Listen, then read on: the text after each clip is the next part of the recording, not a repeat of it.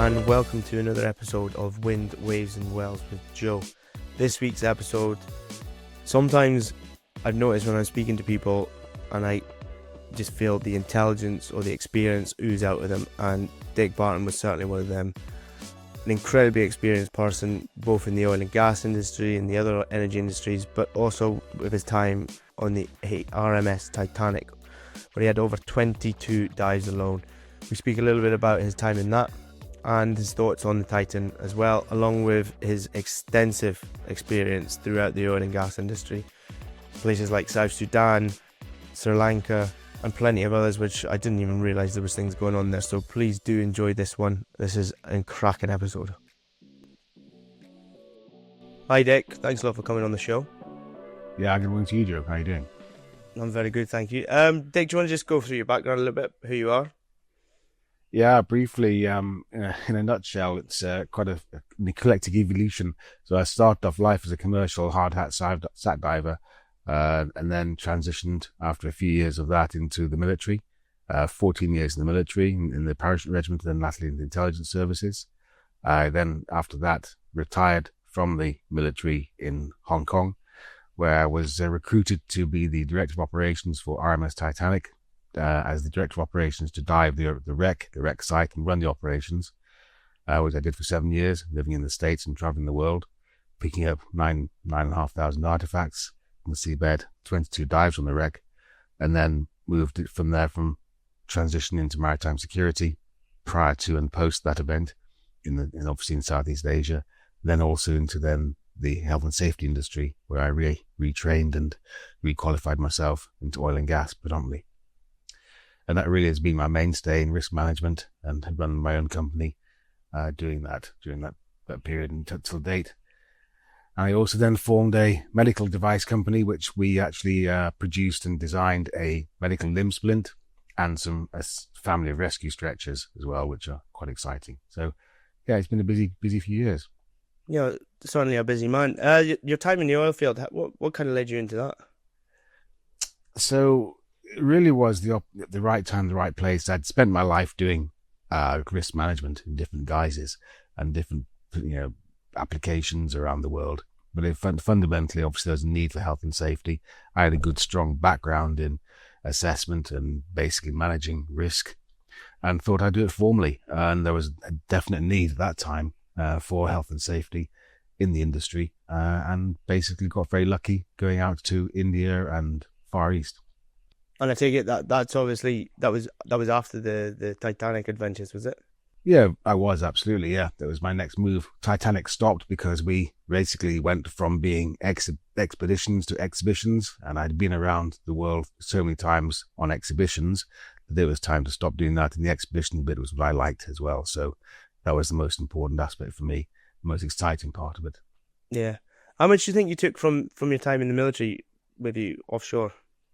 Without question, it was the fundamental basis for everything I learned in the military was then applied offshore. It's the ability to be able to think in different dimensions, different aspects, make concurrent activities work safely, and that whole process of assessment and risk assessment, and basically applying those basic principles of planning, preparation, and execution, and adaptation. Why HSE? Of all the things, why HSE? It was a qualification I enjoyed. Health, safety, security, environment, and quality. So I tagged the quality on the end of it, and I had something to give. I had learned a great deal during my time in my evolution. I had a strong background with the diving experiences, and then of course with Titanic and then the military. And I had a big contribution to make to industry, and I chose the oil and gas industry for that purpose. Is there any high-risk environments that you've been in that really stand out to you, though, from your time in the oil field predominantly? Yeah, I worked in during post-perestroika. That was quite an interesting time. So I was in Moscow, and then St. Petersburg, then in Gradsk, as it's called then of course into Turkmenistan and Kazakhstan. And they were all very challenging environments for different reasons. Security was an issue, but also the way they operated out there. They didn't have any real principles on safety per se. It was just they'd make things bigger, thicker and heavier, rather than actually looking at analytically and scientifically and engineering-wise.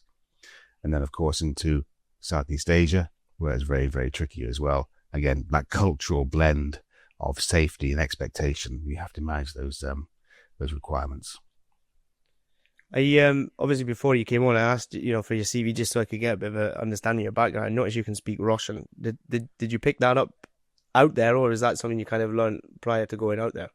A bit of combination of the two, really. Yeah. So I had a good and a basic understanding of it, a bit of experience from the military days, but also really grew and working in Kazakhstan and the CIS countries where it became obligatory to speak Russian or a variation of it, to be able to be understood and to be understanding what's going on around you, because it's very unforgiving. So it was a very useful, very, very useful platform, great credibility, and you'd sit in a room and people were talking and then you just say something, then they go, "Oh my lord, he speaks Russian, he speaks that." And the same application for French as well. So that was very, very useful. The French was predominantly through working with the French on Titanic. The Russian side of things, obviously, I'm very interested in that because obviously with what's going on in the world and whatnot now. But what's their oil industry like in comparison to ours, so to speak? Well, I'm out of touch really with Russian oil and gas industry now. Obviously, we watched on the news and we see what's going on with the pipeline issues in Ukraine and also export out of the CIS countries. But the influence of Russia in oil and gas is huge, no matter where you go. And working in the Middle East, I just finished working in Qatar, and there's a very strong Ukrainian and Russian influence and involvement in that, and also the planning and the processes of how the actual business is run, not only at the grassroots level on the field, but also in the commercial aspect. And indeed, same with East Africa, West Africa as well, with Nigeria and Cameroon. The Russian influence is very strong there, and of course the Chinese there. But the Russian influence throughout the oil and gas industry is significant and will never go away. Yeah, it's funny you say that actually. Even in the wind, there's a lot of ex-Russian speaking countries that have kind of found their way into it, Latvia, etc., etc. So I can totally relate to you when you're speaking about that kind of Russian influence. Yeah. Yeah. Aside from that, the deep water operations over in Senegal and USAN, what was that like? Well, Uzan project offshore, West Nigeria was very challenging. Ultra blue waters, and in Sri Lanka as well, again ultra blue waters.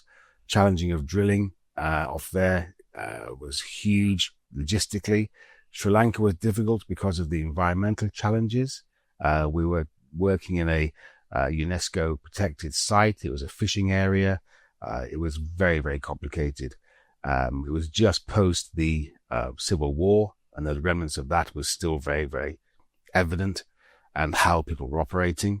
The government was very unstable. We had a massive issue when the government decided to pull the price of fuel for the fishermen and took away their subsidy, which basically didn't allow the fishermen to be able to afford to go fishing to fuel their outboards, which was, social impact was massive.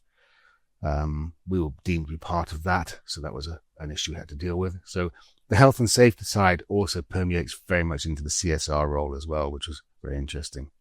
And that also happened in Nigeria too. That was a major implication there.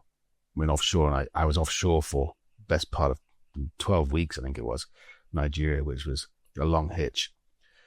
With the Uzan FPSO and putting in the pipeline system and hookup and the convoy.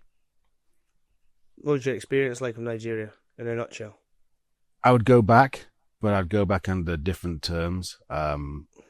Offshore's great. Onshore's not so good. Nigeria's an acquired taste, and if you haven't been there, then you have to experience it. Christmas time's amusing. You're going through Lagos or Port Harcourt airport, and all of a sudden, rather than having 3 immigration or customs guys, you've got about 15 because they bring their mates in, and all asking for, what have you got for me? How can I, what can you do this? So my stock reply to there was quite good. I developed it and said, it's Christmas time. I have the love of the Lord Jesus Christ for you, and be blessed in your family. which floored them slightly. But Yeah. the mentality is very simple. They just need to make money, and they will do so whatever and however they can.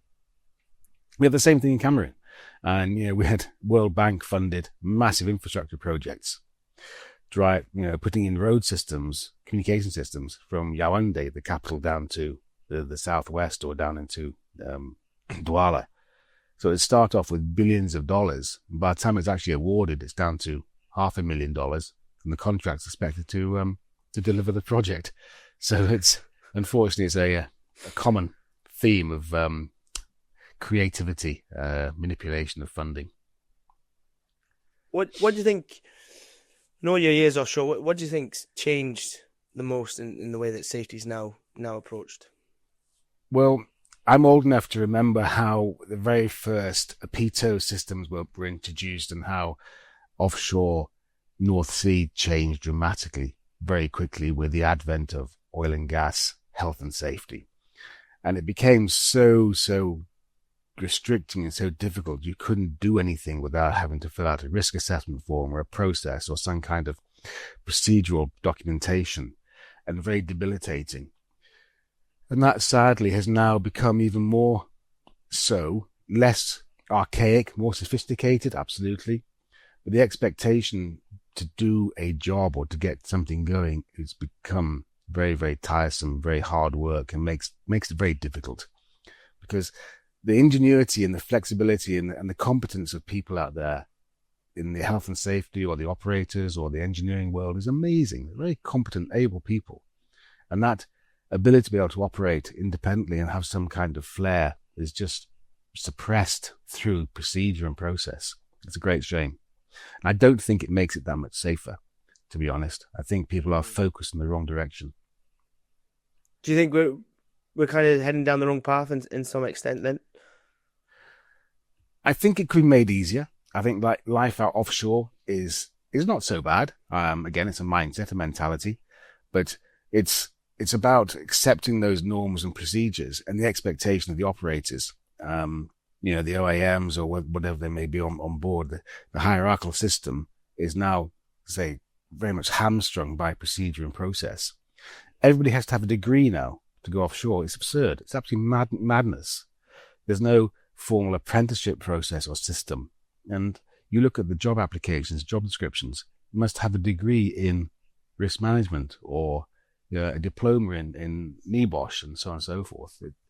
These are acquired, accumulated skill sets, which the older generation are sadly being pushed out. That skill set is being lost. That extraordinary amount of experience is being lost.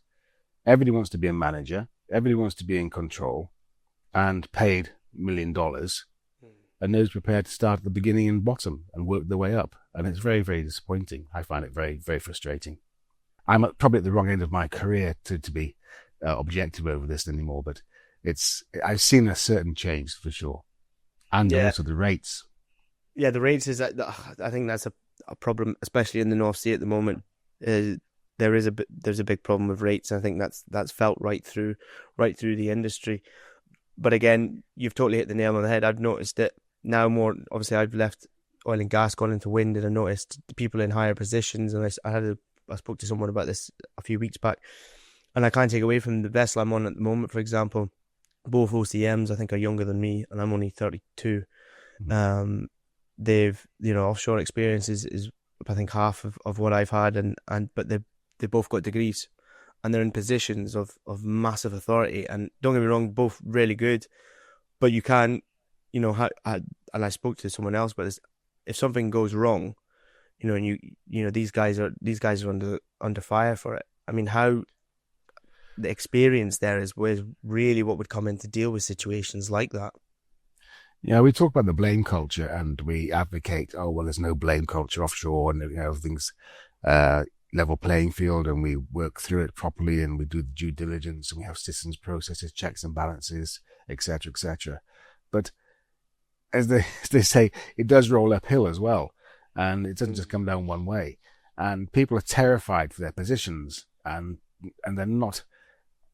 I find to be bluntly sad that there's a lot of people who haven't got the backbone or integrity to stand up for what they believe in, and they're more intimidated by the hierarchical system of the operator, the employer process, rather than standing up and saying, right, no, this is actually wrong. This lift should not go ahead. It's not correct. Stop the job and let's do it properly, rather than pushing on ahead. Oh, time constraints. Well, someone's going to get hurt. Something's going to happen. We're going to have an incident of significant nature. And that ability to be able to make those decisions, as you rightly say, is premised on experience. And that experience is only achieved one way, and that's time on the deck.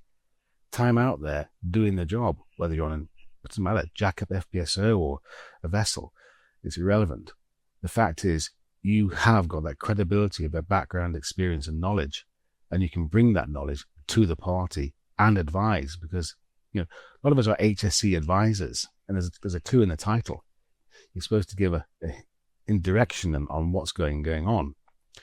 And as a contractor, you're also in a very invidious position as well, because you're basically out on a limb and not really totally part of the team. Whereas the management team have got obviously their own objectives, and then secret handshakes and other meetings. And speaking of meetings, we end up having meetings for meetings. And 100%. Yeah, we have the morning call in the morning, and then we have, close the day call. In line, we have 2 permit to work meetings. Then we have this meeting. Then we have another meeting. Then we have a change of management meeting, and it all comes a bit facile and meaningless, really. Yeah. No, there's a lot. That's quite a well used saying nowadays. Is a meeting for a meeting. How do you keep a team sharp and react to under pressure? There's no real any other substitution than training and drills, rehearsal, practice, call it what you will, exercises. If people know what they're doing, then it becomes muscle memory. Then that process, you don't have to think about it, because we always know no plan survives first contact is a very old adage, but we know it's never going to always survive. It's never going to really. There's always going to be something that's going to happen, isn't there? You can have the best made plan in the world. You can do your great toolbox. You can do all of your risk management, all the procedural processes. To a degree, I appear cynical, but box ticking to a lesser degree, which is a shame. It's not actually the case, but it's compliance as well, which I fully appreciate and respect. But it's that ability to be able to think out of your box on your feet and with authority without making something too risky or unsafe. People are fundamentally safe, of course, that's your first priority. But there are ways of doing this to instill that confidence in the team, and that's basically building that team together. And that's also where your cultural integration is so important as well. Your Titanic experience is awesome. I will say, by the way, what an achievement. You've got to tell us a little bit about 22 dives. How, and out of all of them, what sticks with you? I was very fortunate. I mean, this is boys' own stuff. You can't make it up. Yeah, it was great. Very, very lucky. A natural transition from my diving career through to military and all the other school stupidity and everything else. But I think the most exciting thing was getting involved in submersibles, working with submersible teams with pilots. I was very fortunate to work with the legendary PH Nargile, who was my mentor, who sadly died in the Titan disaster nearly 2 years ago now. And being involved with Ifremer, who are the French company who we started off with in our first dives on the wreck back in 93 when I joined the company. And then the evolution of that through 93, 96, 94, 96, 98, 2000 and on. We then transitioned from working with the French and then working with the Russians, and Anatoly Sergeyevich and the Keldysh Mislav Institute. So the 2 Mir submarines that you see all over the movie, for example, the Cameron 97 movie.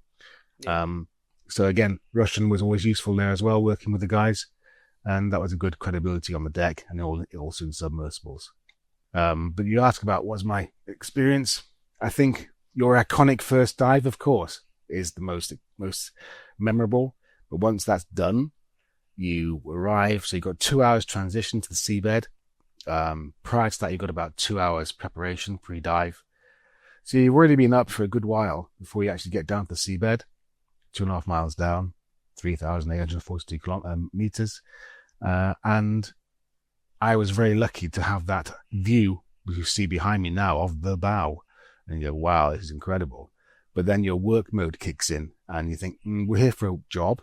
We're here probably for 16 hours in the seabed with another 2 hours transition back to surface. And we've got a lot to do. And we always dive. We always have between 3 and 5 dive plans per dive mission, just in case we land in the wrong place. What happens with all the stuff when you find it? Pardon? All the stuff and the artifacts that you find down there. Where do they go next? And so who has claim over it? Yeah, so I was appointed as director of operations for a US public company called RMS Titanic Incorporated, and they were appointed as the rights of guardian. They were basically the caretakers of the wreck. So back in '87, the company arrested the vessel. It's a maritime term for salvage. They presented at a court of law that they wanted to be the salvors in possession, the guardians. So the Norfolk courts in West Virginia said, yeah, fine. With that becomes the responsibility of maintaining presence on the wreck and also ensuring her integrity and her safety, which doesn't become a shipping hazard, which of course she won't at 2.5 miles down. And then all those artifacts then become part of the collection for that company. And under the mandate, they're not allowed to sell them. They keep them as a collection for worldwide exhibition for public consumption. So that was really the mandate, which was quite exciting. Working the highest level with government and international maritime industry, and yeah, it was wild. It was great fun. Yeah, I can imagine. That is a bit of a boy wonder dream. That actually, to be fair, you had time dealing with the media and the courts and all the security around it. Was there anything that kind of stood out during your time of dealing with all that? Well, Titanic is a very contentious subject. It's very emotive. People have views, opinions. We all have them. And people think you shouldn't be on there. You should be on there. We should do this, shouldn't do this. Part of the mandate was we couldn't go into the wreck. We couldn't physically go in the wreck because the submersible was too big.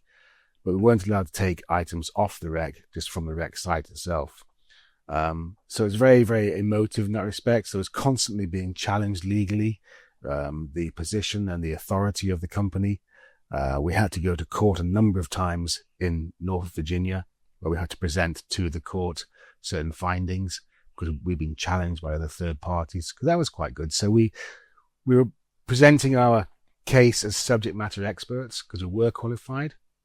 Since then, there's been no dives to the wreck, manned dives. Of course, Titan sadly failed 2 years ago, but that was a recreational rather than a commercial dive. And there were challenges, and the media, I was always front of house when we went away, particularly around the States. I was the English-speaking English boy, so they liked that. And the interface with the US media was really quite good and very exciting. It was always challenging. We'd go into Vegas or Phoenix, Arizona, or Nashville, wherever it may be, all around the US, and up to Canada. And I would always be in there 2-3 days beforehand with the team, preparing the reception of the artifacts, then the setup, and doing that entree, so breakfast TV, whether it be Today program or local radio or local TV. So yeah, I got to be quite good at it. Yeah, a bit of an offshore celebrity. The Sure about that. The Titan incident that happened a couple of years ago. What's your kind of, obviously, like you say, said earlier, everyone's got their view. What was your kind of view on the situation and what happened? Well, we're rapidly approaching the 2-year anniversary, and the US Coast Guard investigation has been concluded. The findings are about to be launched from the International Maritime Bureau.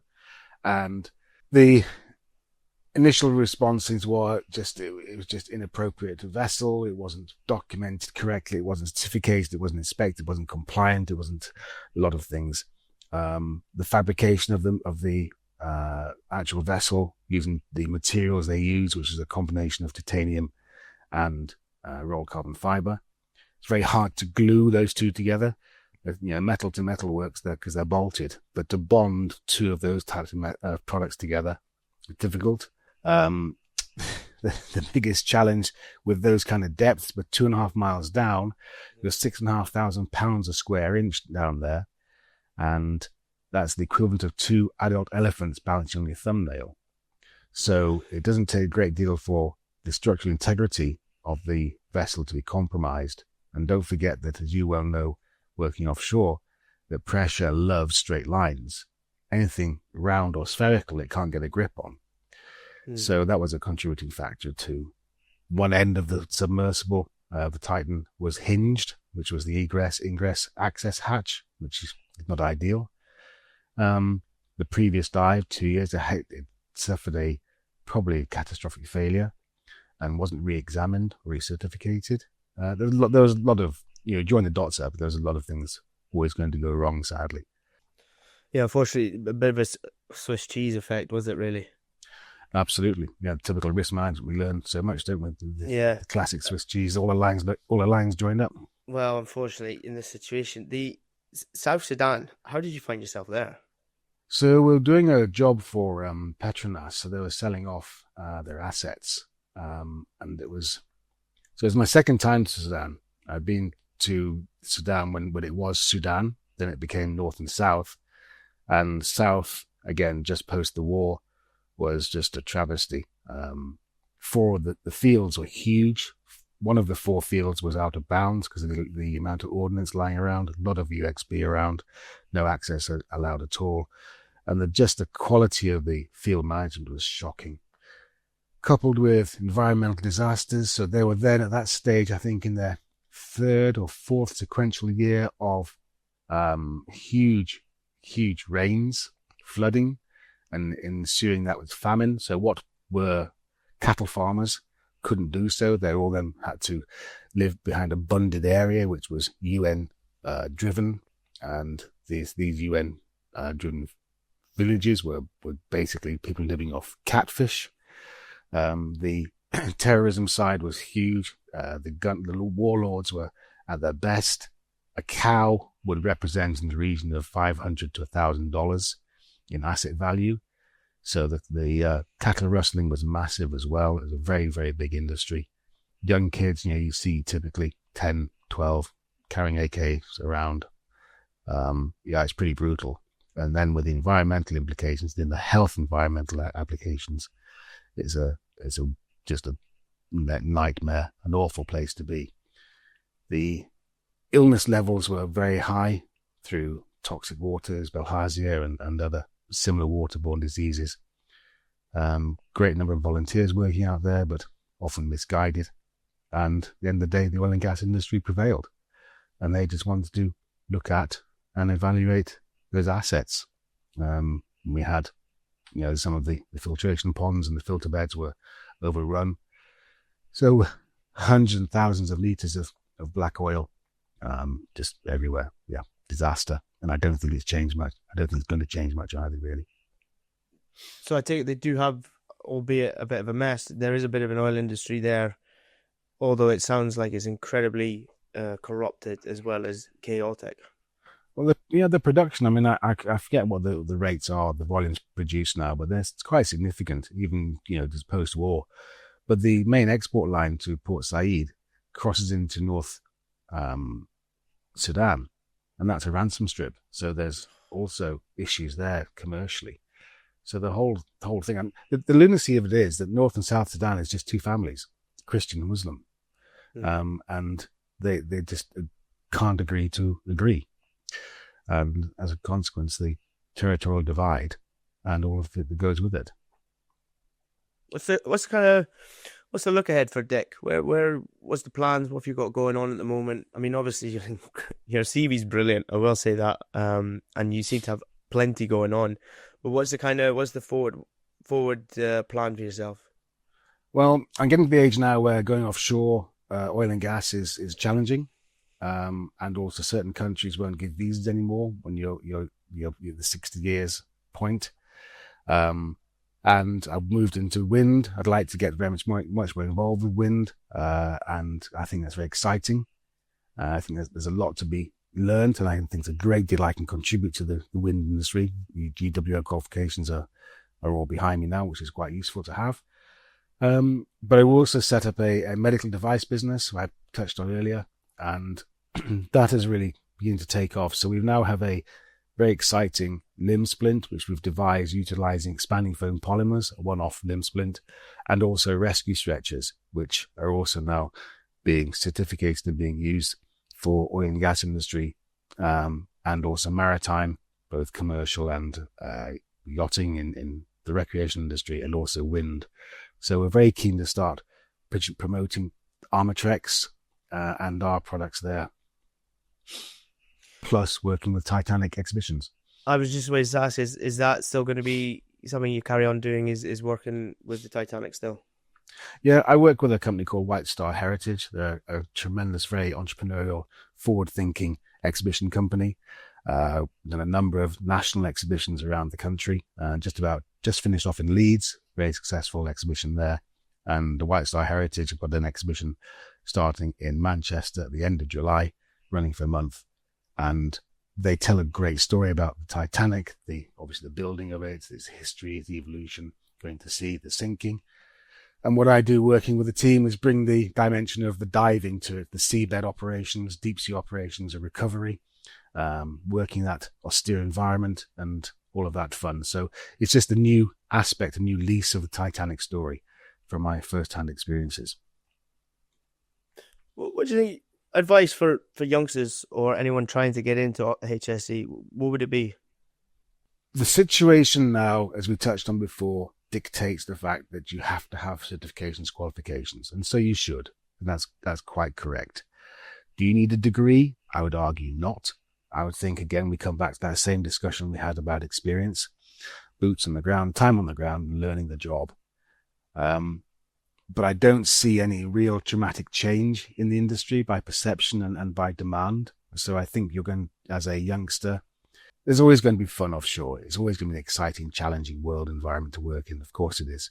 But I think you're going to have to go through that process of getting your NEBOSH, getting your diplomas, getting your certifications, IOSH, whatever it may be, OSHA, and having that raft of qualifications behind you. And then you have to get into the rat race of qualifying and being lucky enough to be picked and found.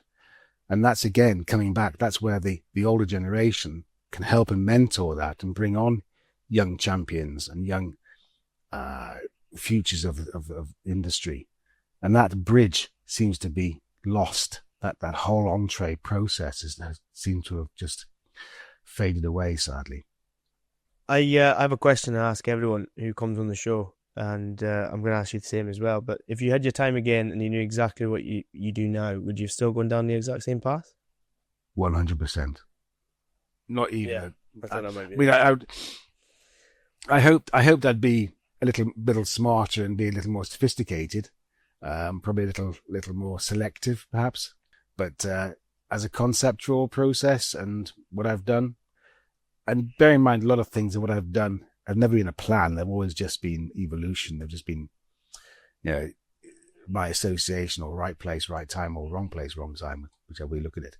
So it's I've been very fortunate. I've had some great mentors. I've had some tremendous contacts. And again, I reiterate, going back to that whole mentoring connection process, it's been fundamental in my evolution, and I've loved it. And I'd love to put more back in. It's now my time to do that, the very same thing, to put some of that experience and expertise and help back into that industry, whether it's renewables, oil and gas, or just generally sort of, utilities. Yeah, no. I'm looking forward to seeing how your Armatrex gets on as well, actually, to be honest. And we'll have to keep in touch with that one. Yeah, please. Thanks so much for coming on, Dik. Well, it's been my pleasure, Joe. I really enjoyed meeting you, and thanks for the opportunity. No, I really appreciate it. I really do. Thank you. Take care. Cheers now. And that wraps up another week with Wind, Waves and Wells with Joe. I hope you enjoyed that episode as much as I did recording it, because I certainly got an awful lot out of it. His experience was incredible. I tend to ask people for their CVs or a bit of background on them before I have them on, or I do my own research on them, and looking at his CV was was really impressive. So I'm delighted he came on. If you guys are enjoying the show, please do follow, like, subscribe, all that good stuff. It does help the show, especially with regards to its exposure, which I'm trying to get out there. And also, if you have stories or experiences that you feel you would be able to bring on, please do, because I'm always looking and I'm always wanting more people on. And until then, we go again.